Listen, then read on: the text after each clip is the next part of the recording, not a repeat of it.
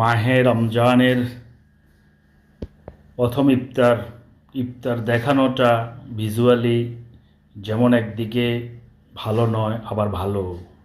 দেখে উদ্বুদ্ধ হয়ে যারা অনেক আইটেম দিয়ে করতে পারে না, তারা হয়তো চেষ্টা করে তাদের ফাইন্যান্সিয়াল অবস্থা পরিবর্তন করে একসময় ভালো ইফতারের আয়োজন, এটা একটা ভালো দিক। আবার অনেকজনে হয়তো আজকের এই পহেলা রমজানে ইফতার করছে খুব উন্নত না, হয়তো কোনো একটা সামান্য কিছু দিয়ে। আল্লাহ পাক ওনাদের ওই জিনিসের পরিবর্তে সেই সোয়াব দান করে দিবেন। যাই হোক, আজকে আমাদের সামান্য ইফতারের আয়োজন। এখানে হলো ট্যাংয়ের শরবত রয়েছে, কোক, তারপরে কি খেজুরের কোয়ালিটিটা মনে তেমন ভালো না, আঙ্গুর আছে, পেঁয়াজু, এগুলো সব ঘরোয়া পরিবেশে করা। তারপরে এটা আমার মায়ের দিন থেকে আমরা করে আসি, যে কোনো একটা শাক ভাজি দিয়ে ছোলা দিয়ে মিশাই আমরা মুড়ি দিয়ে খাই।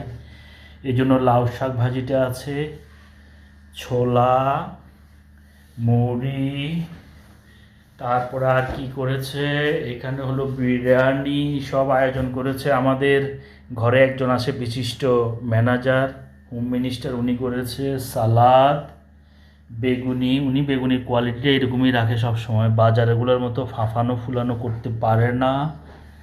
এখানে বড়ই আর আপেল, আমরা জনসংখ্যা কম, ওই হিসাবে কম কম পরিমাণে আইটেম করেছে। এখানে পেয়ারা, এখানে হলো জিরা, কিন্তু সাদা পানির কোনো আয়োজন দেখছি না, ওইটাই কিন্তু দরকার বেশি। যত আইটেমই করুন না কেন, ঠান্ডা নর্মাল পানিটা ওনারা দেয়নি, ওনারা এমনিতে ব্যতিব্যস্ত হয়ে যায়।